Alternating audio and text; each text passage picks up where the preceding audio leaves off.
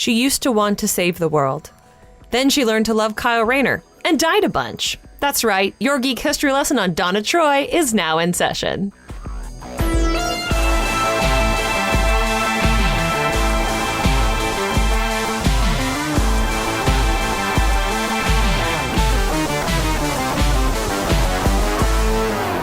Hello and welcome to Geek History Lesson. I'm Ashley Victoria Robinson. And I'm Jason wearing a onesie made of stars. Inman, welcome to your Mind University, because we are the podcast that takes you through a character, a team, a construct, anything we want to talk about in about an hour, called Geek History Lesson. That's right, it's your new favorite podcast. I just declared it. Yes, you, Teresa, who's listening right now. Teresa, this is your new favorite podcast. Accept it.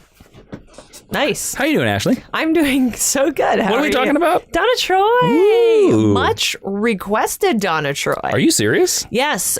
So let me rattle off some of our DAs for this episode. Okay, go ahead. Donna Troy was requested by Alexis N. Bowen at Andrew_Butts, Elias Gonzalez, Vicky Fox Martin at Wild Magic Plant, Ryan Rains, Nick Smaldwin, Jonathan Adkins, Jason Kolovic, Alice King, Nikki Clough Books, Kaiser Brown, Forrest Satchel, hey, Ooh. Breeze Riley, and at Black Crow 521. I know a bunch of those people, and if you want to be like those awesome people that requested Donna Troy, then please go to geekhistorylesson.com. There's all the contact forms. You can also go to at GHL Podcast on Twitter, or you can go to our Facebook, facebook.com/geekhistorylesson. Mm-hmm. Request a future lesson. That's how you get your name or your username shouted out in the podcast. That's right. That's how you get your wonderful name shouted out on the podcast. Are you ready to begin, Ashley? Oh boy, I hope so. The first part of the podcast is the 10-cent origin. What's that? Ashley just wanted to jump right in. That is the 10-cent origin, Ashley, is the beginning of our podcast, which I think you know because you're a co-host of this podcast. But it is the place where Still don't know what Infinite Crisis is, so who knows? We give you the Cliff Notes version of the character that you need to know in case you go to an amazing cocktail party on Themyscira and Hippolyta comes up to you and goes, "Who is Donna Troy?" And you go, "Oh, it's that famous issue of New Teen Titans where they explain who Donna Troy is." Well, this is gonna, yeah, I was going to deep cut with that joke right there. Yeah. This is gonna get you to where your head won't be chopped off in Themyscira. Donna Hinckley Stacy Troy. Oh my. AKA Wonder Girl, AKA Darkstar, AKA Troya, AKA Wonder Woman. Jason, what's her best alias? I like Troya. I like Troya too. Is a DC Comics Amazonian character.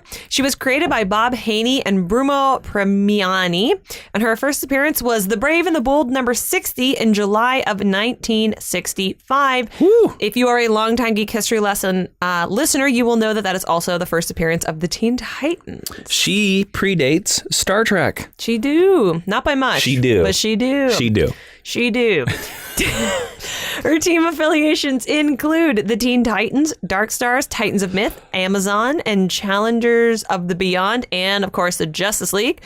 And her abilities include vast superhuman strength, speed, reflexes, durability, stamina, agility, and immortality. So all your basic super-powered stuff. Expert hand-to-hand combatant, flight, accelerated and regenerative healing factor, power absorption, ability to flawlessly mimic any voice she knows or hears. What? Superhuman senses such as vision and hearing. Self-sustenance, she don't have to eat. Lasso of persuasion and indestructible bracelets, and an indestructible sword and shield. Can I just put a pause there? Because I think you just told me that Donna Troy has super ventriloquism. Yes. Holy Lord. Yes, that's a deep cut Superman joke for anyone playing along at home. All right, continue. This is going to be an interesting Geek History lesson. I can tell you that right now. She is voiced on a bunch of different animated show by Gray Delisle, who I think is amazing. It might be Delisle, but I'm French, so I always... On what shows? So she is, of course I didn't write them down. She's Donna in the animated, in the Lego series and in Superhero Girls. Oh, cool. Yeah, she's the modern Donna. I just was unsure that Donna had shown up that much. She's usually in smaller parts. Does Donna show up in the original, when I say original, the original Cartoon Network Teen Titans series? She does not. Okay, No, that's what I thought. not. All right.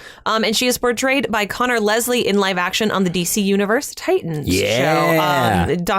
Connor Leslie does a really good job. She's got a super sweet costume. Yes, and if you like super sweet costumes, and if you like super sweet girls, and if you like superhero girls, well, then you probably know that Jason and I have created our own original superhero girl in Jackie Johnson, a.k.a. Jupiter Jet, which is the perfect book for truly anyone of all ages.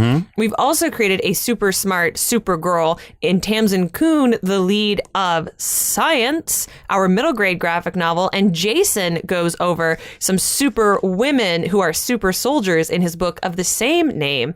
Now, I would really suggest you go and check these all out. If you like this podcast, you probably like us. You'll probably like our books. But if you want to support us in the best way possible, you will open up the little browser on your phone that you're listening to this podcast on. I'm doing that. You will go to jasoninman.com/store. That name sounds familiar. Because we'll sign your books and personalize them and throw in a whole bunch of swag, and we'll wrap it up, and it'll have our DNA on it when it comes to your house. That's right. And then you can make super clones. Our inky fingerprints will be all over these boxes. And I mean, honestly, some cat hair is going to make it under that. Guaranteed cat hair. Guaranteed. Yeah, because he's our quality inspector, intern right. Greg. That's all he does for us. So That's right. jasoninman.com/store. We have a lot of really cool stuff there that we're really, really proud of. Go support them. We're really proud of this podcast, and we're proud that you're listening. So thanks. Think about it. Cool. I believe the next section of the podcast is now the Meet Cute. Hey, very good. Where we are going to talk about how we first meeted and cuted this character, Donna Troy, because this is a term that we stole from romantic comedies. Yeah. So I've mentioned on a whole bunch of these podcasts that one of the first comics that I ever bought, one of the first superhero comics that I ever read was the New Teen Titans number 39. It's the white one, and they're walking away, and Dick Grayson's like, I'm not going to be Robin anymore. And Donna is a big part of Teen Titans. So I've always been aware of Wonder Girl. She's always, I feel like as long as I've known about superheroes, I've known about Donna Troy, and I've always known that her history is a mite bit convoluted. But when I think of Donna, I tend to think of her in her Titans era more than anything else. Like, to me, I know she's a hugely important Amazonian Wonder Woman character, but for me, she's always a Titan and always will be a Titan, which was why I liked when DC Rebirth stuck her on their adult Titans book. I was super into that. Jason, where did you first meet and cute Miss Donna Troy, the OG Wonder Girl herself? Well, I was desperately trying to find the issue while you were talking, and it did not happen. So I'm going blind. All right. It's okay. I'm sorry. I was trying to stall for you. I saw your thumbs moving furiously. I was hoping to tell you the exact issue because I could recognize it by the cover. But if you find it, we'll share it on the socials. In Green Lantern Volume 3, Kyle dates Donna Troy. And it's because he meets her in the Titans and stuff like that. But for me, like, I will always remember Donna because there is an issue where Donna and Kyle like kind of go on a date, and the cover is Donna and Kyle on a green motorcycle. I know exactly the cover you're talking about. That Kyle is making, and it's sort of about their relationship. And they end the issue with Kyle and Donna kind of agreeing to be together. So that's how I knew Donna Troy was. I actually didn't figure out that she was Wonder Girl or Troya or any of these other characters until much later on, because in that book she was a Dark Star. So that's how I met Donna Troy first, was as a Dark Star, which is a cosmic team, and believe me, we're going to talk about it. You'll hear it bandied around Green Lantern a lot. All the Green Lanterns have been Dark Stars. They're low rent Green Lanterns. Yeah. And they had their own title in the 90s. Yes, they certainly did. And all of these characters that we've alluded to showed up in it. John Stewart was also a Dark Star. Wasn't Guy Gardner as well? Yeah, for a very brief time. But still was. All right, Tao, it is time to roll right into the History 101. Jason, what's that? History 101 is a class where Ashley is going to pull down the dry erase board. She's going to have the overhead projector. She has her markers. And she's going to be giving you a lot of mathematic formulas and also pictures that she draws herself about Donna Troy, so that you know everything you need to know about this character. So you're going to be ready for Titans Season 3. You're going to be ready for Titans Season 4. You're going to be ready for Titans Season 18. Well, apparently, if you all you have to do is watch DC Daily, and Connor Leslie will just show up with a script that will spoil a whole bunch of Titans season 3 on it. That is a thing that happened. That is correct. She can probably tell you better than I can. She probably can. Yep. That's not to be shady. That's a real thing that happened. That happened. Go Google it. Yeah. So Donna Troy was created in a post-Seduction of the Innocents DC Comics universe. Ashley, what does that mean? I'm so glad you asked, because my notes say, ask Jason to explain Seduction of the Innocents. Seduction of the Innocents is this nonsense book that was written. Yes. Post Golden Age of Comics, where they were like, this is making kids gay, based off of literally nothing, a bunch of conjecture from a psychologist who wasn't following the rules of practice. But because of these criticisms, DC Comics made a lot of changes in order to seem a little more straight. The relationship between Batman and Robin was obviously most affected by this, but another thing that it did was it introduced a lot of female counterparts and younger female counterparts, like Batgirl, as a direct result of this. Yes. So is Donna Troy. I was going to say, to me, the most famous example of the Seduction of the Innocents example or impact in culture is the addition of Aunt Harriet on Batman 66. Yes, very much. The idea and that now she's been retconned back into the comics. The idea that these two men, young men, could not be living together and not be gay, which is ridiculous. Right, which if they are, who cares? And also, maybe they just really like each other. Yeah, maybe they're just friends. Whatever happened to fraternal love, guys? That's a topic for another podcast. Mm-hmm. So DC was so concerned that Wonder Woman was not viewed as acceptable by conservative parents because she was a single woman. Sure. So they wanted to give her a younger counterpart, because making her a mother, even a single mother, or a mother figure, would make her more palatable. Okay. So as a solution, they introduced in Impossible Tales, which were a backup story for Wonder Woman's titles at the time. Good title. Where Diana introduced Donna, and she stepped up in a more motherly role, and they called themselves the Wonder Family, kind of like the Superman family or the Bat Family. Donna Troy, in this incarnation, was a teenager of unspecified age, and she was only called Wonder Girl. She actually wasn't called Donna Troy. It's retconned later that this is Donna Troy, but she was first just Wonder Girl. Like I mentioned, Impossible Tales were backups in the main Wonder Woman title, but they proved unpopular and were pretty much nixed right away. And we never really saw this version of Wonder Girl ever again. I find that impossible to believe. You're so witty, Lord Carlton. I'll see you at the Ritz. Then Diana had a sister introduced who was named Wonder Girl to be the only female member of the Junior Justice League, which later evolved into that first incarnation of the Teen Titans. You would know this if you listen to our 2-part Teen Titans lessons, episode 125 and 126. They're good, guys. Taught by me. Despite the Teen Titans getting their own book, and that book later being canceled, it was not until the new Teen Titans era, under the auspices of Marv Wolfman and Gil Kane, that she got an origin and a new costume. Wow, so they were jumping already all the way to the 80s. I mean, yes, we are. Okay, wow. So Donna's OG costume, like when she was like Wonder Girl of the Wonder Family, and in the first Teen Titans run in the 60s, it's basically the Target little kid version of a Wonder Woman outfit, like a little Wonder Woman dress. And the Wolfman Kane costume is that red bodysuit with the star accents running up the side that we all know and love. We're going to talk a lot about Donna's costumes because Donna's had many costumes. She has. And not all of them are bad, which for a female character is shocking. She actually has several good costumes. Yeah. Actually, I do have to ask you a question, though. Sure. Are we going to talk about the not very well-liked member of the Wonder Family, Wonder Bread? Well, maybe if people request that we do a GHL on the food pyramid. We could do it on Wonder Bread. I'm just saying. We've never done a food item. We could do it. Wonder Bread. Wonder Bread. Have you ever eaten Wonder Bread? Yes. I don't think I have. It's not great. I've eaten Texas toast. It's not great. Texas toast is something you do to bread. It's not a type of bread. No, in Canada it is. It's a type of bread. It's like the brand name of bread. I mean, it's probably a brand name, but it's, Texas toast is more something that you do to toast. Not like what? It's like you kind of grill it. You fry it. Oh, no. Texas toast is just like the name of a loaf of bread. It's like the brown bread that we had growing up, the whole wheat bread. Okay. Cultural differences. This bread comes from America. Call it Texas bread, eh? I mean, honestly, Texas toast, eh? you're probably not wrong. If you would like a Texas Toast Geek History lesson taught by Tex Wilson, By the way, tweet us at GHL Podcast. I also could be completely wrong as far as Texas toast. I mean, as far as I know, that's what Texas is. How did we get into Texas toast? You brought up Wonder I Bread. know. Let's go back to Wonder Girl. So we're going to talk about Donna's first origin when she was like actually called Donna Troy. Got it. Okay.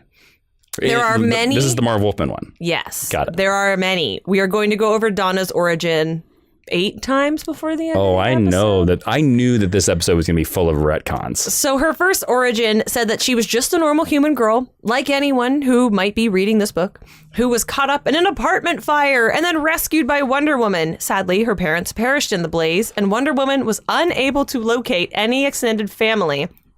So without any other solution, she brought Donna to Paradise Island. It was called Paradise Island, not Themyscira yet.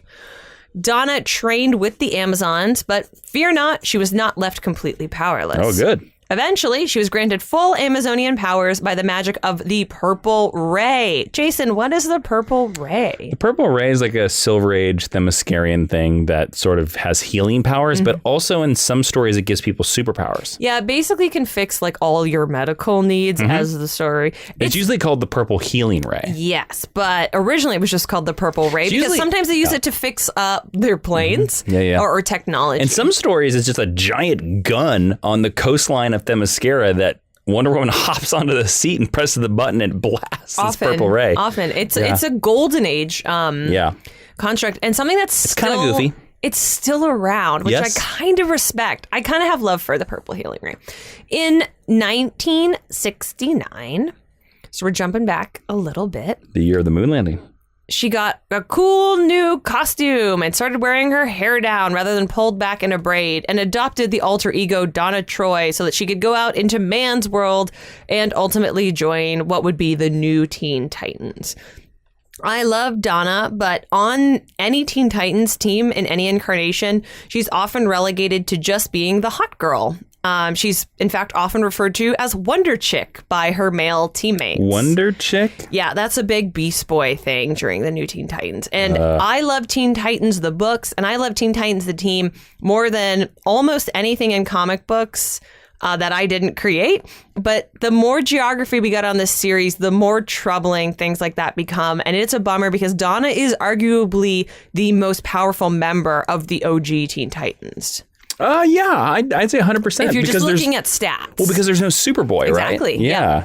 So what happened with many Teen Titans stories, or what happened with many of the Teen Titans, rather, Donna grew up and was no longer a team. So when the book was canceled, in order to let the characters go on to bigger, better, more mature stories, theoretically, this happened to her as well.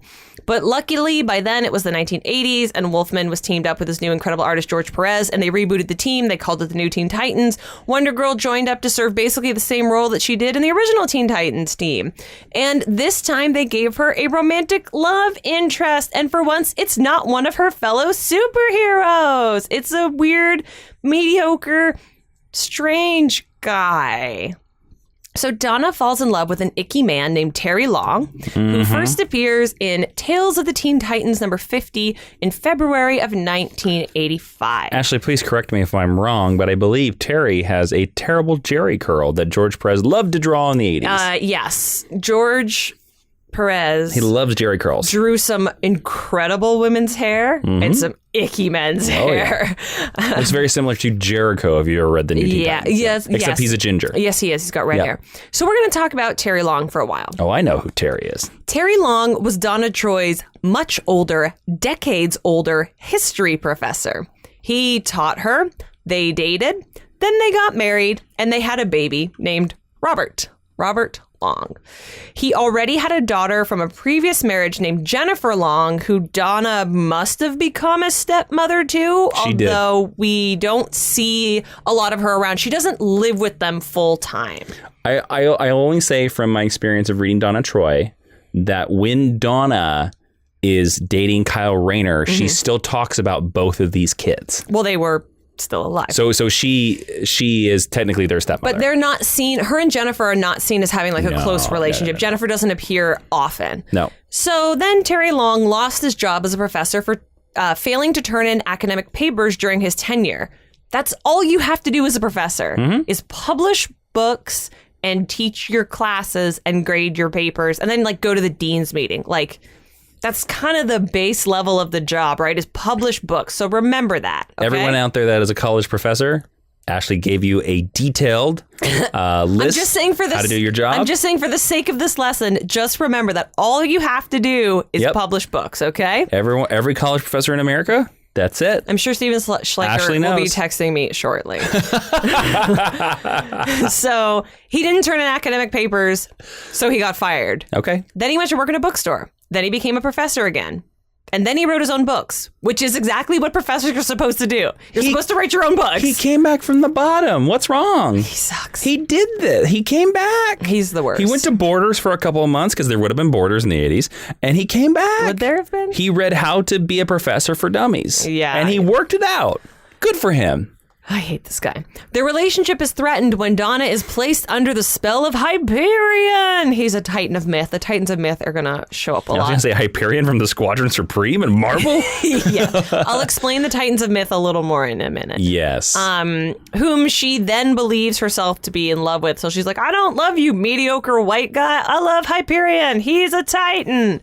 Later, rather than sooner, Donna came to her senses and divorced Terry. Woo! Although Terry thought she was too dangerous because she had superpowers, took her to court and was granted full custody over their son, Robert. She was not granted custody over him. It's a fair point. And then Terry, Robert, and Jennifer were murdered in a car crash because they became inconvenient to Donna Troy and the overall plot. That happens decades and decades later, but we're not really going to touch on them much after this, so I wanted to mention it. It actually happens almost exactly a decade later because it happens in the middle of the Green Lantern run. Yes. Because they reference it because the children dying, and Terry, I believe, they all three die in a car crash. They all die in a car crash. This car crash is the reason why Donna and Kyle break up. Ah, okay, fair. So, because she kind of thinks she's like, oh, I lost my children. I lost this person I was married to. I have to focus on me, which is a fair point. Absolutely fair. But to be honest with you, it's the moment where I was like, damn it. Because at the time, I thought that Donna and Kyle were a great couple. And I still think they would make a great couple. I actually think Kyle is a better girlfriend. But that is a Geek history lesson for another day. Because comics are comics. What does that mean? Donna, write that down. Put it on a t-shirt. Donna gets comics are comics. Her first origin retcon in a very famous issue that Jason alluded to earlier, titled "Who is Donna Troy?" in January of 1984. All right, everybody. You just heard that. Who is Donna Troy? I want you to... I was going to tell them to pause the podcast, but I realized that you can't do that because you couldn't hear my instructions. Okay, don't pause the podcast. I want you to go to Google, and I want you to Google the cover of this issue because if I remember right, it is Robin in a full costume, wearing a trench coat, holding a flashlight. Now, it's a cool cover, but at the same time, you're like, why did you put a trench coat over the Robin costume, Dick? It doesn't quite make sense. It's a great cover. Yes, it is. And then there's pictures of Donna kind of stuck to a wall. It's a great cover. If our producer makes notes, I'll remember to share it on the socials.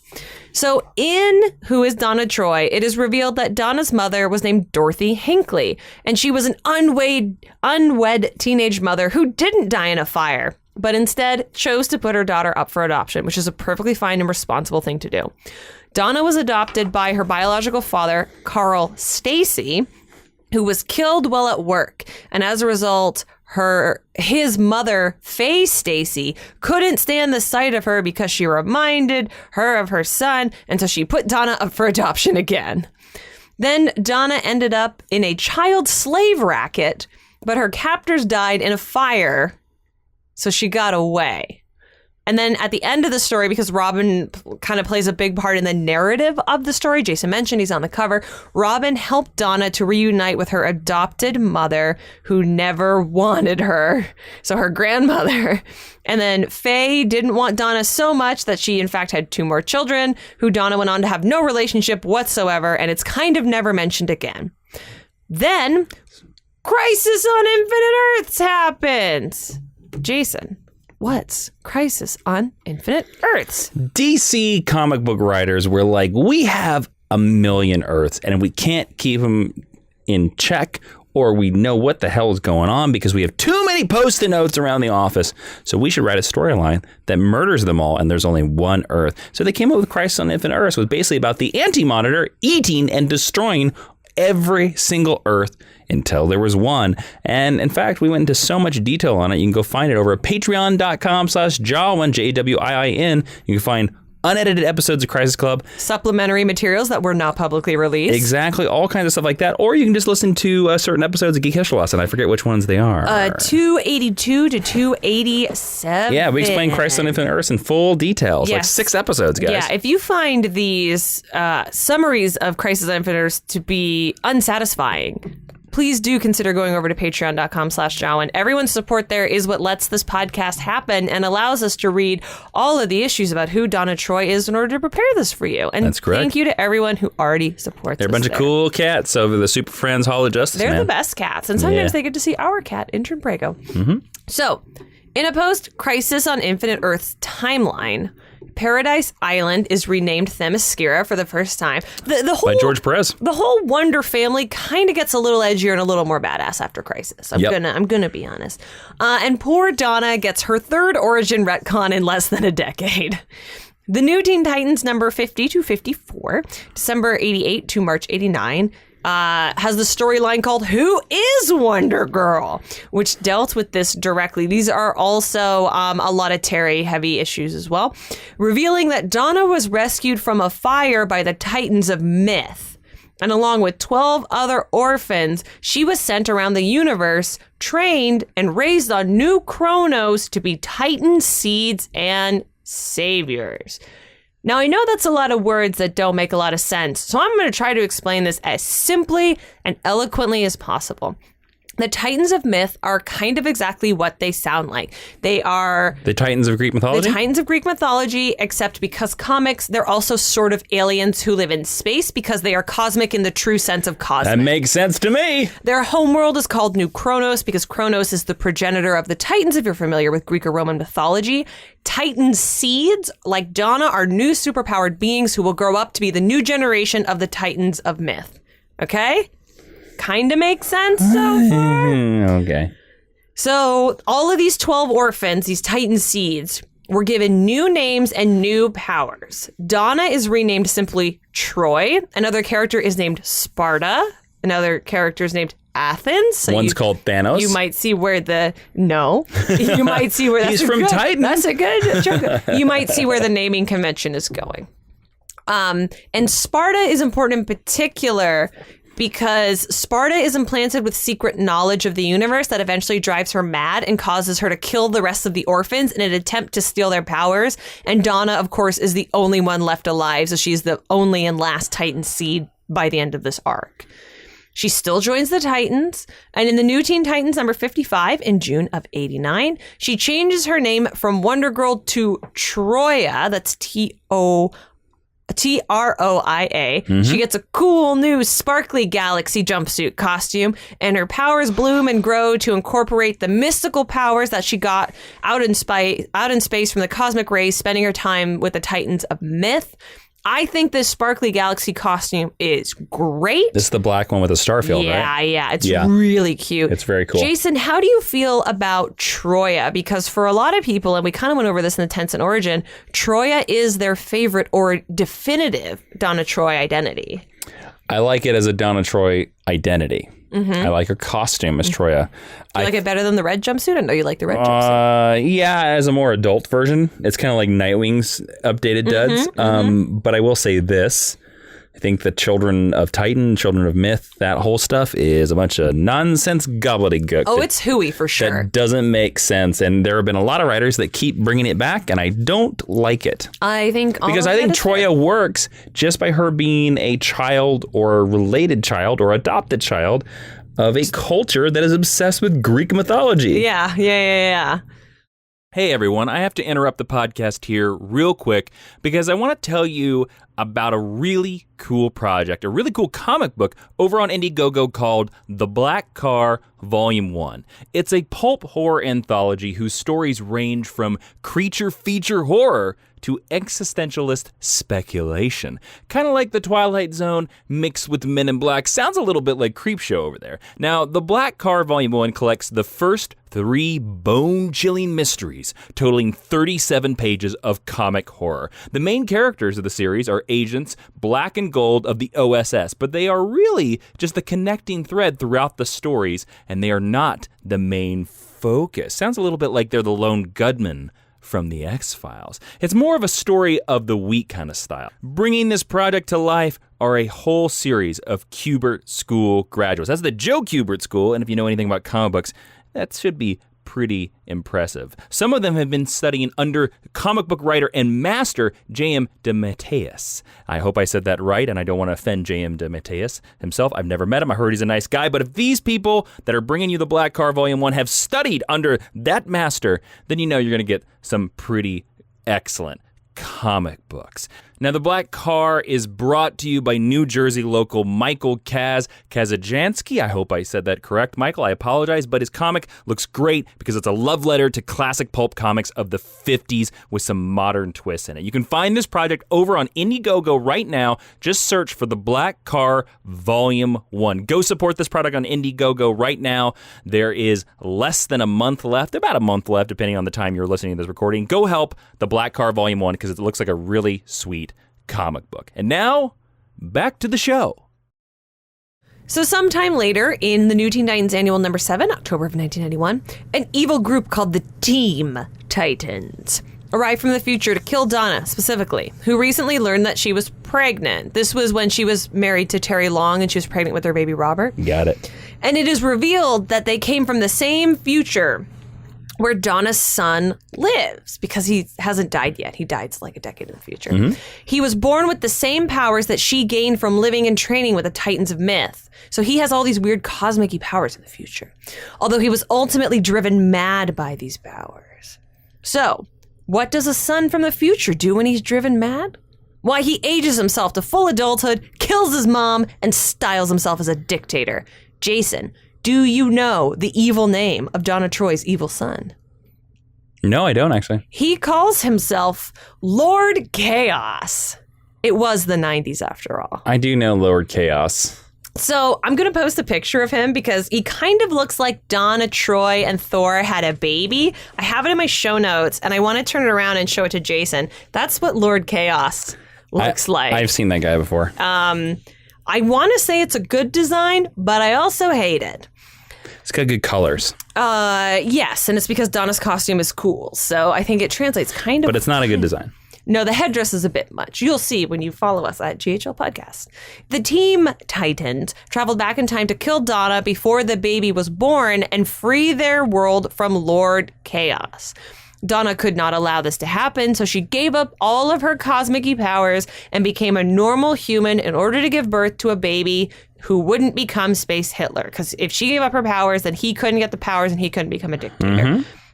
Then we're jumping a bit right before 0 Hour. Jason, what is 0 Hour? 0 Hour is a Dan Jurgens event where Parallax, who is actually secretly Hal Jordan, I'm a pilot. I wish Hal would stop dropping by. Yeah.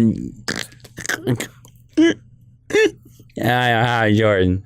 Hey, Hal, can you tell us a little bit about what 0 Hour is? Yeah, 0 Hour is just... Hold on, I got a bottle. How about some water, Hal? There's no water in Hal Jordan's life. Is that why your skin is so bad? It's how I got great temples. That's a very specific. 0 Hour is I want to do this thing. The Guardian said you can't do the thing. So my solution was to travel back in time and just reset everything. Sounds good, right? Did it work out? No. Okay. Green Arrow put an arrow in my chest and stopped me. Oh, that's right. Good for Ollie. Yeah. And then you guys met in heaven after. Son of a bitch. I'm a pilot. A dead pilot. I go. Okay, bye. By how? I'm just going to sleep underneath the microphones. There's not a lot of room under there.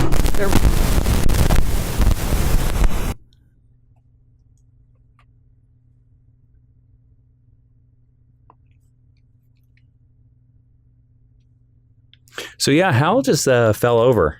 He just literally fell over. We shouldn't let him in here. He should be banned from the university. 0 Hour is great. I love that event. It basically was the fix and massage some of the stuff that they had changed from Crisis on Infinite Earths. Ooh, massage. Yeah. So right before 0 Hour, Donna decides that she made the wrong choice giving up her powers. Oh, no. So she calls the Titans of Myth on her cool 90s phone and asks them to give her powers back. Spoilers, they don't. And she joined the Dark Stars because she kind of wanted powers. The Dark Stars are, in Jason's estimation, lame Green Lanterns. But they have a cool costume. They do. They are a And group. the costume gives you powers. Yes, which is why Donna wanted to join them, because Donna has cool costumes and wants superpowers. They're a group of space superheroes whose series keeps getting canceled. I think they've only had one series. Oh, really? I thought they had several. Yeah. Well, it got canceled. 0 Hour destroys her farm, destroys her family. She loses custody of her son to Terry, like we talked about earlier. She starts dating Kyle Rayner. So honestly, things are like looking up for her. And it's so funny because you brought this up when I talked about Terry and Robert and Jennifer dying. And I have this note here that says, sadly, their relationship ended seconds after her family was killed in a car crash. It was because of the car crash. Yeah. Now, as someone who stands Kyle Rayner and Saronic Natu, I can't be too sad about it. But I do think that in a modern world, I would love to see Kyle and Donna get back together. Sure. Would you? Yeah, 100%. They should totally be back together because I think that Kyle's true love is Jade, the daughter of Alan Scott. Oh, you've mentioned that to me. But since Jade is currently dead in continuity, I would say then let's have Donna. Great. Are we going to talk about how Donna got out of the Dark Stars? No, I don't have Can I that tell in you? my notes. Yes, if you would like to. I was going to jump right to literally another retcon. Green Lantern Volume... That's kind of how I structured this lesson. Green Lantern Volume 3 ends with a showdown with, on the planet of Ran, however you say it, the Adam Strange planet. We say Ran around these parts. Graven, the son of Darkseid, was invading, and he wanted the Zeta Beam, and Kyle Rayner and the Dark Stars were there, but Graven obliterated through all of the Dark Stars, basically destroying all their power suits, including Donna's. And if it wasn't for Kyle, Ran would have been blown up, torn apart.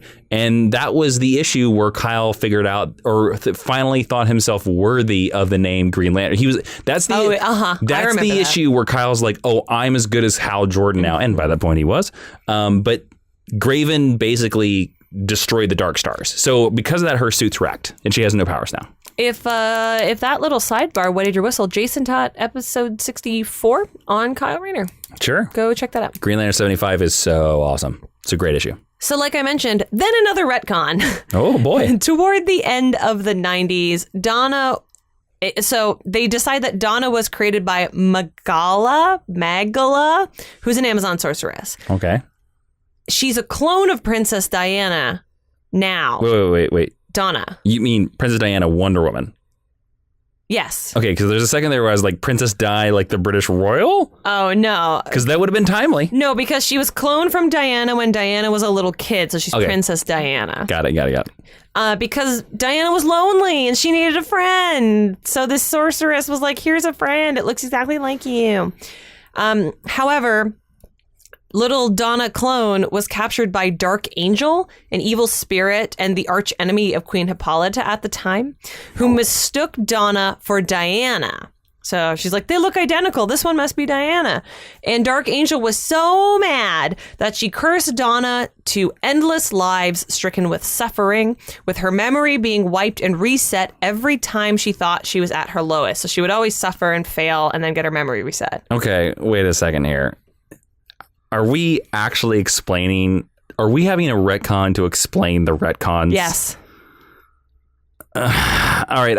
I am officially, as a referee of comic book readers, I am throwing in the towel, the yellow flag as a comic book referee and saying this is pure nonsense. Well, Strap in, baby. I am striking 7 points from DC Comics and giving them a technical foul in the game. I will accept. I will allow it. So with Wonder Woman, Hippolyta, and Wally West working together, Donna's memories were eventually restored, as well as her powers. How convenient. So they did this, and then they immediately undid this. Thanks, Wally. Yeah, thanks, Wally. You're great. Didn't expect to see you in this episode. Always makes it better. Agreed. Following this, Hippolyta publicly announced that Donna had been made part of Diana's soul, and so she was crowned the second princess of Themyscira. Cool. And to celebrate, Donna and Diana moved into an apartment together in New York City instead of living on the paradise where they were born. I think that might be a Phil Jimenez Wonder Woman. I believe you are right. I might be right or wrong about that. Then she died. In Titans Young Justice Graduation Day, that crossover, she's killed by a Superman robot. Although in The Return of Donna Troy, which was by Phil Jimenez and Jose Luis Garcia Lopez, it's revealed that she didn't actually die. She was just thrown into another world and had actually been alive all along. Mm-hmm. As a result of this series, all of her origins are confirmed to be true. Yep. Just like Jason mentioned. And she was the one and only character in the DC universe who remembered the events pre-Crisis on Infinite Earths. Well, technically third. Well, in the book, it claims that she's the only one. Well, that's a lot of horse. That's some horse apples right there. Hood boggling? Yeah, that's some hood boggle right there, because technically Psycho Pirate remembers. And also, a lot of people forget about this character. Constantine, John Constantine. Well, perhaps what they're implying when it said this I'm just really familiar with this story. Oh, okay. Perhaps what they're implying is she's the only character in a main book that was being published at the time who remembered the events pre-Crisis on Infinite Earths. Because I also was like, I'm pretty sure maybe she's the only hero. The late 90s, so I'm pretty sure there's like 9 people who know about the pre-Crisis continuity. You know, actually, it was. One thing you do have to credit the DC editorial team in the 90s is that they did really hold to Crisis as much as they could. Like they bend it here and there with like Hyper Time and 0 Hour. Also, if Constantine was still technically Vertigo and wasn't part of DC, so maybe that's how they got around that as well. And also Psycho Pirate was technically insane, so there were things where like he couldn't quite remember all of it. So maybe the idea is that she's the first one that can remember all of it. I think you're probably right. Or it's either that or she's the first hero. Yeah. Yeah. Then during Infinite Crisis, Jason. Infinite Crisis. What's Infinite Crisis? Okay, so there's this Superboy, okay? And this Superboy survived Crisis on Infinite Earths, and he got put in a heaven dimension. And it's a nice heaven dimension. It has clouds, it's comfy, but this guy just can't get down with clouds. So he tells this guy, the Jerry Curl, Alexander Luthor, hey, if we punch the wall of reality enough, we can bring back our reality. So they punch reality, muck up a lot of DC comics, and they decide to build a tower made out of the Anti-Monitor's corpses to bring back the multiverse. And guess what? They do. I have to say, Mr. Inman, your bias against Jerry Curls is really showing this episode. I just think they're terrible. I agree. So during Infinite Crisis, Donna is put in charge of guarding the Universe Orb, which contains the Multiverse Chronicles collected by Harbinger. I love Harbinger, so I had to shout her out. And she discovers that a new crisis is headed for the DC Universe, and she doesn't have the power to stave it off. Now, as someone who lives in the DC Universe, you should be like, duh, of course there's a new crisis. At this point, though... I know. There hadn't been a crisis since Crisis on Infinite Earths. This happens in the end of 2005. So you have to think about it. We've had 100 crises since then. We have. Yeah. Since Infinite Crisis, we have. Yes. But this was 20 years. A good amount of time, certainly. Yeah. Wait. This was 20 years. Yeah, this is the 20th year anniversary. Because 0 Hour is not technically a crisis. It's called 0 Hour, Crisis in Time. Yes, but as you will remember from our Best Events and Crossovers episode, it's Crisis. Yeah, it's considered a crisis. But to me, 0 Hour is the sequel. I understand. But they try to claim that Infinite Crisis is. So during this time, Donna bases herself on New Kronos, which is that planet from Weird the Titans of Myth that we talked about. It's gorgeous. It's stupid, but it's gorgeous. So she calls together a team of heroes to help her. Do you know who she calls, Jason? I know. There's a whole bunch of them. So if you knew a couple, I'd be real impressed. I can give you most of them, actually. All right, let's do it. Well, the first call she makes is Kyle Rayner. Yes. Kyle Rayner is there. Yeah. I believe Adam Strange is there. Nope. Well, he claims he's there later. He might show up later, but he's not in her original call. Okay, Alan Scott. Yes. Starfire. Yes. Supergirl. Yes. Wow, damn, you're good at this. I'm trying to remember, because I can remember the 2-page spread. I don't remember many of the other ones. Okay, so Animal Man. Yes. Oh, that's right, Animal Man. Cyborg. Uh-huh. Firestorm. Mm-hmm. Herald. Yes. Bumblebee. Mm-hmm. Red Tornado. Mm-hmm. Shift. Don't know who that is, Don't know to who be that is honest. either. Alan Scott. Yep. Kyle Rayner. Kilowog. Jade. Starfire. Supergirl. And Captain Marvel Jr. Oh, yes. So they all show up and they discover the rip in space and time that Alexander Luthor manifested, and that kind of began this whole intergalactic war, like Jason said in his really great summary. By the way, we brought this up. I don't know if you're going to mention it. Remember how I said that Jade was my preferred? Mm-hmm. This is the event that kills Jade. I don't believe I'm going to mention. So it's interesting that there are 2 Kyle Rayner girlfriends here, and this is the one that kills one of them. Is Kyle Ion at this time? No. But there's another Ion who's there. This event turns him into Ion. Yes. Okay, right. So Donna and Ion lead the charge against Alexander Luthor, and then they race all the way back to Earth to take place in the Battle of Metropolis, where she gives the Green Lantern Corps a, quote, junior red sun eater, end quote, which aids in subduing Superboy Prime. Then there was a period of time known as 1 year later. Jason, what's 1 year later? That's where the DC Universe jumped ahead a year in time. Thank you. Right after Infinite Crisis. Yes. For Donna Troy, this meant that she finally ascended to the mantle of Wonder Woman. Mm-hmm. And she actually gets a rad costume. She's a great Wonder Woman costume. And you see it referenced again in the DC Rebirth Titans when they flip forward to the evil future.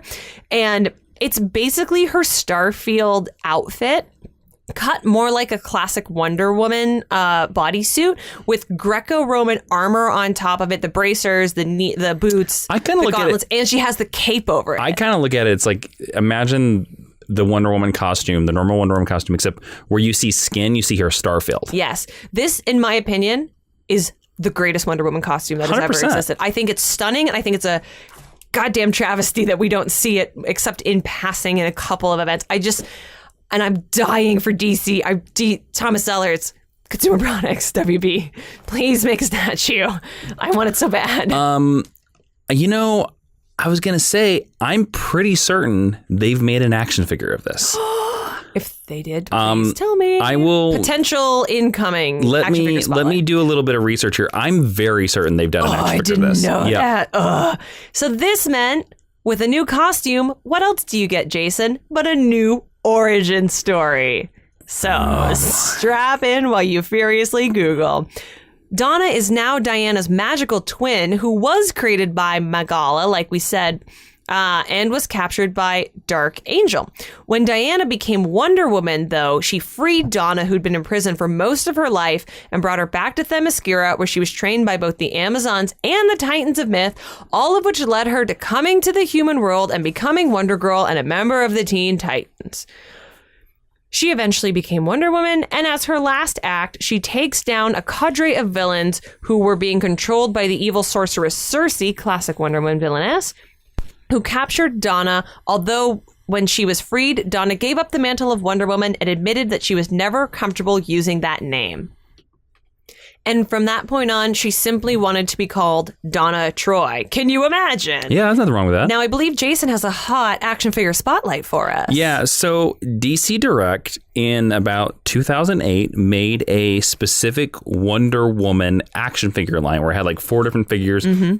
One of the figures in it is, I believe, Diana Prince in her Diana Prince spy outfit, because this is this is the time where she gets her secret identity, which is the reason why Donna becomes Wonder Woman.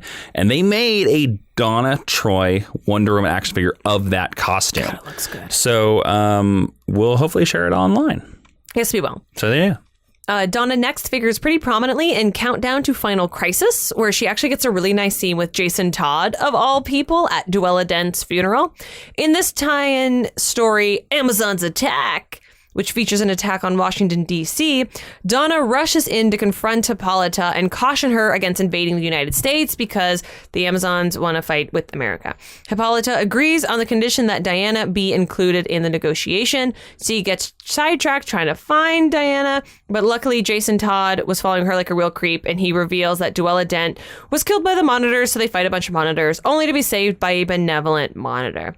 Now, Jason, you and I have had this discussion before, but let's have it again on the air. Should the Monitors have showed up again post-Crisis on Infinite Earths? No, but I do like the version of the Monitors. This was an idea introduced by Grant Morrison in 52. I like the idea that each universe has a Monitor, and the Monitors are all different. Mm-hmm. They're like kind of in the style of their universe. I was okay with it here, but I will say that certain writers abused it, and it got too far, and it got too goofy, and it got too silly. Which happens a lot in comics. The Monitor is just like the Anti-Monitor. It should be used very sparingly. The problem is that now Infinite Crisis opened up the floodgates to use the Anti-Monitor in almost every storyline, and the Anti-Monitor has showed up 50,000 times. In fact, I think the Anti-Monitor showed up last year in Justice League again, and you're just like, God, this guy is only good. He's a Galactus. He's only good if he only shows up in the big things. I felt the same way about the Court of Owls. They were super, super cool when they were introduced, and then they were suddenly in every Batman story and every storyline for like 5 years, and it was like, they can't, if it's a secret organization, they can't be in everything, guys. Yeah, so I was okay when the Monitors were first showed up, but they've been abused and they've been used to death. Fair. So Donna Troy and Jason Todd, working together with Kyle Rayner, discover that Ray Palmer had been hiding the existence of the multiverse this whole time. So they chase Ray to where he's hiding out on Earth 51, where Donna is promptly attacked by an alternate version of herself in a Wonder Girl costume. This detail is only important because Donna takes that costume back from her and wears it during battle a couple pages later in an homage to how she started out her superhero career, and I think it was kind of nice. After they had won the day and saved the multiverse again, Donna, Kyle, Ray, and Forager, there was a detour to visit the New Gods, but we can get more into that when you request a Forager episode. They tell the Monitors that they are styling themselves as the bodyguards of the new multiverse. But publishing's joke is on them, though, because the multiverse got messed up a bunch more, and it never really happened. No, the multiverse really didn't get messed up too much more. The joke is that they introduced this idea that Jason Todd, because Kyle Rayner caught up with them. Yeah. And I mentioned him. And Donna were going to become these challengers of the Beyond and keep the Monitors in check. And then they never did it. Yeah. It's never followed up on again. Which is a bummer. I actually think it would have been really cool for Jason Todd. That's just my opinion. I'll tell you why. Because Countdown to Final Crisis is terrible. Bad. I know. I brought it up because bad. Donna shows up and she leads a team in it. But we've said it before and we'll say it again. It's a bad book. It is a bad book, and I think by the time they got to the end of it, because it was a weekly book, just like it was the sequel to 52, except it went opposite. So it was called Countdown. So it started at 52 and it counted down to 1. Yeah.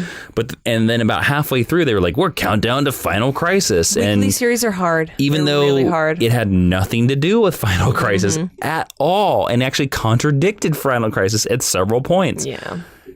So I think by the time we got to the end of it, they were like, we can't have anything to do with any of these characters that are in this book. Yes. So when Donna next returns to Earth, she and Kyle Rayner team back up with their former Titans compatriots to fight Trigun as an adult. The story doesn't really have much of an effect on her character or any character except Raven. I just think it's hilarious that if you were once a member of the Team Titans, you're stuck fighting the same 3 bad dads for the rest of your superhero career. Yeah. You're going to fight Deathstroke, you're going to fight Trigun, and you're going to fight Brother Blood, no matter how old you are. Donna gets a pretty wild moment in Blackest Night. I would like to take this moment to suggest that you listen to our Blackest Night Club, which is super awesome, the documentary that we're doing this year on Patreon. I know we talked about Patreon earlier, but Blackest Night Club is awesome. So, Jason, do you know who Donna encounters during Blackest Night? I think it's her husband. And her kids. And Jericho. I just have her husband and her kids. Oh, okay. As Black Lantern. Well, I believe Donna appears in the Titans tie-in, and She does, yes. And I think Jericho pops up as well. I don't think she fights Jericho directly, though. I think she's mostly just fighting them, but I could be wrong. Yep. Robert, her son, bites Donna, and she becomes infected because zombies. And this puts her on Necron's radar. Necron is the being responsible for the Black Lanterns in the first place. However, because Donna had already died, this afforded her the ability to be transformed into a Black Lantern rather than dying. So that's kind of cool. It almost makes her coming back to life acceptable. She accepted the powers without a ring, not wanting to have his control forced on her. But fear not, she doesn't stay a Black Lantern forever and ever. She's cured by the power of white light, which in my opinion speaks to her connection with Kyle Rayner. And then after this, she, Cyborg, Dick Grayson, who is now Batman, and Starfire joined the Justice League, where they notably fight Superwoman and Eclipso until she resigns. I want to talk a little bit about this. This is not a great run of Justice League. Yes. But the best thing about it is that the team leader is Dick Grayson as Batman, and he recruits Donna into the team. And Cyborg. Yeah. Like he's looking out for his Titans buds. Yeah, for sure. Then the New 52 happens, and Donna isn't part of continuity for like a minute and a half. So, Jason, really quick, what's the New 52? Barry Allen runs back in time because he has to mess with continuity because he misses his mom. And when he runs back forward in time, he changes everything in the DC universe except for Batman and Green Lantern. And everybody has new lines on their costumes. Everybody's a lot angrier. And for some reason, Lobo is sexy. And you know what Donna gets, Jason? Wiped out of existence. Another retcon. Of course. When she is reintroduced, her new origin has her created by the Amazon sorceress Derinoe, Derinoe, to replace Queen Diana with a puppet who can be controlled. And around the same time, it's retconned in a bunch of flashbacks that Donna was a founding member of the Teen Titans, along with Dick Grayson and Garth Aqualad. This is part of a story called Titans Hunt, which led directly into DC Rebirth. Titans Hunt is actually a great miniseries. It is so good. I will say this, though. I do remember that because they started introducing this idea that this version of Donna, Diana doesn't trust. Yes. Yeah, because she's evil. Because she's created by an evil. I don't like this. Yes. Then Donna's killed in a battle with Zeus.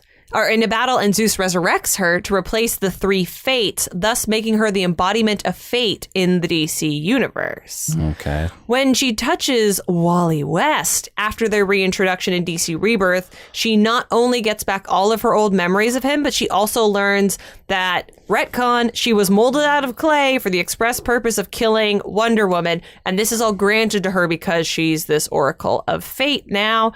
And that's where we're going to end our lesson on Donna Troy, because we never want to stray too much into modern continuity. Got it.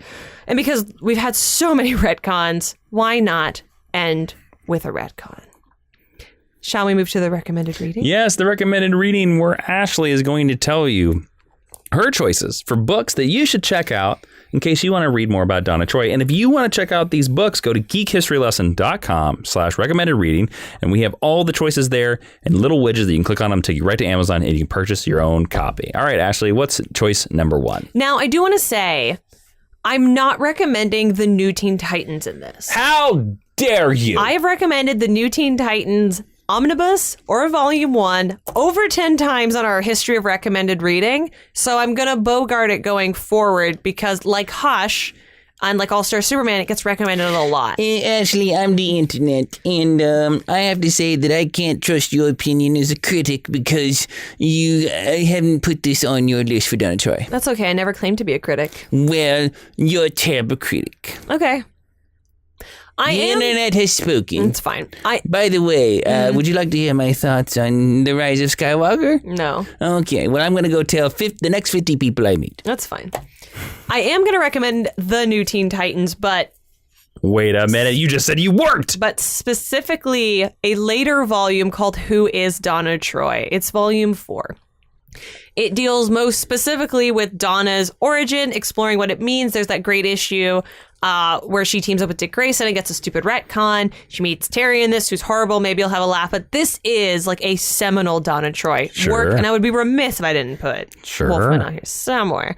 I am also going to recommend Teen Titans Outsiders, Death and Return of Donna Troy. This is the Jimenez Garcia Lopez series, where she gets her updated origin and lives in New York City. And then lastly, I am going to recommend... That's also the one where she dies, right? It is the one where she dies and then comes back to life. Titans Hunt, because like Jason said, it's so good. Mm-hmm. And in my opinion, it's the best Donna Troy thing in our contemporary canon. And I really think Donna is at her best as a member of the Titans. So I wanted to exemplify that. Cool. So that's my recommended reading. Woot woot. What's next? Discussion. Cool. What are we discussing? Well, Jason, I'm going to ask you a loaded question. Oh, man. Donna Troy is a beloved character. Is she? She is. Is she? People love Donna Troy. Okay. I'm like a little shocked by it. I'm not saying I don't love her. I don't hear many people be like, she's my favorite character. I do. Okay. But you travel in different circles, I do. Other newer supporting characters who do what she does arguably better and with less continuity baggage.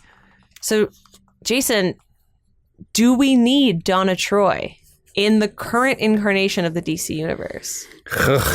That's a really loaded question in the current version. It's also a little tease for the Geek History Lesson Extra, because we're gonna come to blows with her and Cassie Sandsmark over who is the best Wonder Girl. Well, here's the problem. The problem is that Wonder Woman, unlike any of the other big 7 of the Justice League, has had the most retcons and the most changes. I think we did 9. And Wonder Woman's the same way. Like Wonder Woman specifically, like everyone wants to do her Wonder Woman's origin. Well, and that's the thing is that we don't have like a definitive Wonder Woman origin. I would say that Nicola Scott and Greg Rucka's Wonder Woman Year One is like the closest thing we have. Certainly in a modern continuity. And I actually think it's the cleanest, but Donna's not in that, right? No, she's not. Man, I don't know. Because I like Donna. It's not a comment on whether or not you like the character. We're talking about the current state. Well, I'm going to say this. Cassie Sandsmark, the other Wonder Girl, is a mess right now. And I kind of think should not exist in current continuity. She complicates too many things. And she's also been retconned like 2 or 3 times as well. Yes. I honestly think Donna Troy is the best version. And I kind of think that the best version of Donna Troy is the version where she is a little girl that is saved by the Amazons and sort of adopted. And then gets her powers from the Purple Ray? Or something. Or maybe doesn't even have powers. I don't know. She's just so well trained because the Amazons kick ass. You know, I like that. I like that idea where she doesn't have superpowers, but she's like just, you know, the Amazons are really good at training. So that's what makes her better than most people. I like Donna Troy, but she's been so overcomplicated that she's not good anymore. And I'd say the same as Cassie. So I'd say yes. Okay. I don't know. That's fine. What do you think? I think... You have more skin in this game than I do. I like Donna Troy a lot. Okay. I think when Donna Troy is good, she's really good. But I think when she's useless, she's super useless. And again, I think there are newer characters who do it better. And where do you see her as useless? I'm just curious. So, like, where is she dead weight? Sometimes on certain Titans lineups, they don't use her properly. Sure. It's like Supergirl. Sometimes Supergirl's useless because they're females and they're not allowed to be as powerful as they are. I would say that happens a lot with Supergirl. Where I would like to see Donna either go cosmic-y because she has cosmic origins, and that's something that the Amazons don't do. They don't deal a lot with space because they're a little ancient, they're a little throwbacky. So honestly, if I were given Donna Troy, DC, I know you're listening, let her lead Dark Stars and let her make Dark Stars cool and relevant and useful. I'd be down for that. Or that'd be a great title to bring back. It's a great title. Yep. And, like, and their costumes are good. If you're going to give her that Galaxy costume, like she looks great in it. And like, you're like, yeah, of course that character would be called Dark Star. Duh. Or I think... that should just be her name as Dark Star. It should. Or I think you take her back to Themyscira, you team her up with another obscure Amazon who we don't know what to do, Artemis. Ooh. And you make them maybe secret operatives. Like they're... What's the name of their team-up book? Let's come up with it right now. I don't know, but like I would make them Themyscirian assassins. Like they're the ones... You can't make them assassins. I don't like that. I don't know, but like I'm like, I would want them to do like what Wonder Woman can't do. I get that. But just I don't think you can have off the top of my head. What would be their name? They I'd make them girlfriends. What do I They need care? like a Cagney and Lacey kind of name. Yeah. Like Troy and Artemis or Something like that. Double Troy. Trouble in Troy. I don't know. I got nothing. Yeah. But those would be like my pitches for what to do with them, because I think simply relegating her to be a Titan is not enough anymore. Because Wonder Furies? Maybe. All right. Wonder Warriors? Nah, it doesn't work as well, I don't think. She's too old to just be a Titan, right? She needs her own identity. Sure. But you can't ever be Wonder Woman because we have Diana. So I think you need a Nightwinger. I think you need to forge a new path for her. Sure. So do we need her? Maybe. Maybe not. Cool. Tough question. All right, let's roll into the teaching tweet. The teaching tweet is where we take 140 characters or less and tell you everything that you need to know about the lesson that we just taught. And if you follow us on Twitter, on the official podcast Twitter, the only official Twitter of the podcast, at GHL Podcast, stands for Geek History Lesson, you're going to see this tweet. Who is Donna Troy? Sometimes an Amazonian who escaped a burning building. Always a paradox. Cool costumes, though. Very nice. And now we're going to move into the honor roll. Yes. This is a section of the podcast, everybody, where if you go over to Apple Podcasts and you leave us a 5-star review, you literally could just write anything you want. Gobbledygook, even an advert for your online store, anything you want. And it helps bump us in the search algorithm. And we'll read it on the show. Ashley, who are the people that are going to join the honor roll today? The first person joining the honor roll is Kiefer66, who says, help Ashley and Jazzy Jason. Remember that joke? Yep. Have you ever seen a superhero villain or group and wanted to learn more about them but are not sure where to start? Look no more than GHL Podcast. I started off looking for more about the Inhumans, and I enjoyed Ashley and Jason's episode. Oh, that's a deep cut. So checked out more, and now I'm hooked. You taught a great lesson for that. My favorite is the Fantastic Four episodes, also Jason episodes, and I can't wait to see what they have in store. And my favorite part is the recommended viewing. I love that they do this considering there's a lot of comic issues and stories out there. I also love how they will do top 5 episodes and such as well. I should also mention that I'm currently escaping a villain's evil lair. He had other nefarious plans for me, but I was able to persuade him to listen to the podcast, and now he's hooked and distracted. Well, I'm glad it worked out. Thanks for all you do. Awesome, Ashley and Jazzy Jason. Might be my favorite review so far. That was a really good one. We got a couple more, so don't sell your ticket away right now. I'm just excited that we have a real superhero. I'm actually glad they got away from the supervillain. That's really nice. They are joined by Gift Search, who says, hosts with the mosts. Both informative and fun, Ashley and Jason bring enthusiasm to their character lessons that is infectious. And if you ever get a chance to meet them, they are truly gracious and kind. Thanks for keeping me and my daughter entertained. We must have met them. So much. That's great. I love when we bring families together. I'm glad that we listened with you. Yeah, I like hearing that we're a family podcast. That's very nice. And then rounding out the honor roll is Shawshank Needs Redemption. Oh, what a great username. This is Sweet Baby Rays. Wow, what a great podcast. I'm a short-time listener and a first-time caller who got addicted with the first episode I watched, and I've been listening to the back catalog. They know what they are talking about and are very entertaining at the same time. Excelsior! Also, do Bane versus Doctor Strange. Oh, man. Bane versus Doctor Strange. Off the top of my head. I gotta tell you, Shawshank Needs Redemption. It's really hard to do characters talking to each other. Yeah, but you did quite well in the last holiday special. Thank you. It was very great. A lot of our listeners commented on that as well. They were like, good job, Ashley. I like to not do that because it's really hard. Especially since Bane and Doctor Strange are so similar. They are. They're in a similar place in your voice. What do you think a confrontation between Bane and Doctor Strange would be like? Well, I think it would be Doctor Strange probably outmaneuvering Bane and Bane feeling frustrated because he's like lifted up in his powers. You know, like Doctor Strange could like push him through a sling ring hole or something. I think it'd be something simpler. I imagine a 7-Eleven. The Slurpee machine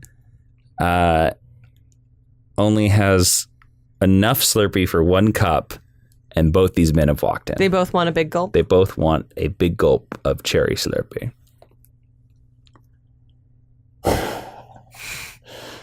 The cherry slurpee rises, my dear doctor.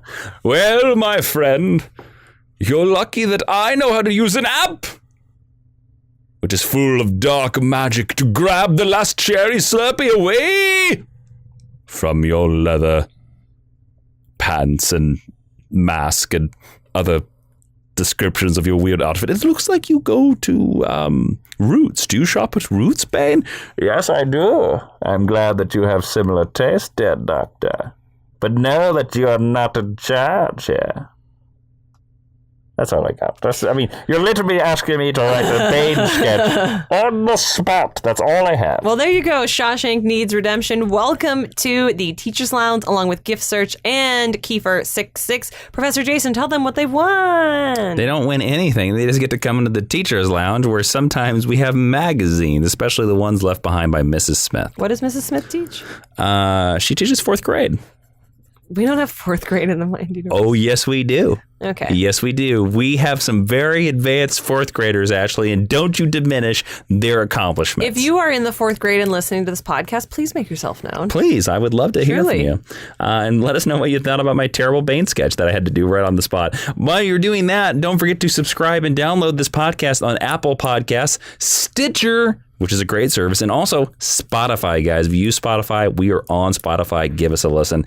While you're over there, you can also suggest this lesson, like many other people have suggested our lessons. And Ashley, they can do that right at GHL Podcast on Twitter, and also Facebook.com/geekhistorylesson on Facebook, like our awesome people that suggested Donna Troy, right? Yes, if you want to be like our amazing T-aides, Alexis and Bowen at Andrew_Butts, Elias Gonzalez, Vicky Fox, Martin at Wild Magic Plant, Ryan Rains, Nick Smaldwin, Jonathan Adkins, Jacob Halavic, Alice King, Nikki Clef Books, Kaiser Brown, Forrest Satchel, Breeze Riley, and at Black Crow 521.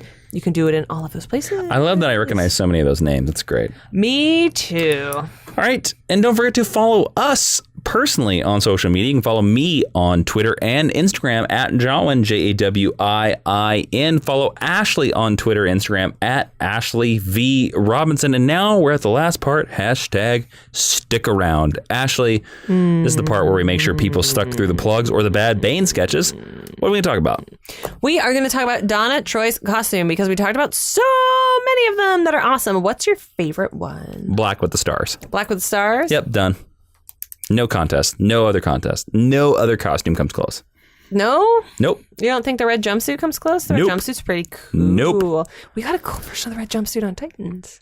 We did. It looked great in live action. Yeah. But it's going to look even better when she gets the stars next season. When she's called Troya? Or 3rd, 4th season, 5th season, whenever the hell it happens. Do you think because the Titans will never get Donna in a movie? No, I think we could. I think she actually think we will get Donna in the movie. Do you? I do. Do you think if we got a Wonder Woman 3, we would see her there? Mm-hmm. Yes. Cool. But I think it might be a name check. You haven't told us what your costume is. Oh, I've said it. My favorite one is her evil Wonder Woman costume from the future. From what is that from? The one that you showed me the action figure of? No, that's not the evil Wonder Woman from the future. That is that's when Donna is 1 year later. In DC Rebirth, she flashes to the future and she has evil Wonder Woman, but it's like the Starfield. But they hint at that costume. Yeah. All right, cool. Well, that is it for Geek History Lesson. I am Jason, not Wonderful Inman. I am Ashley Victoria Robinson. And Professor Ashley, please close out the podcast. Class is now dismissed.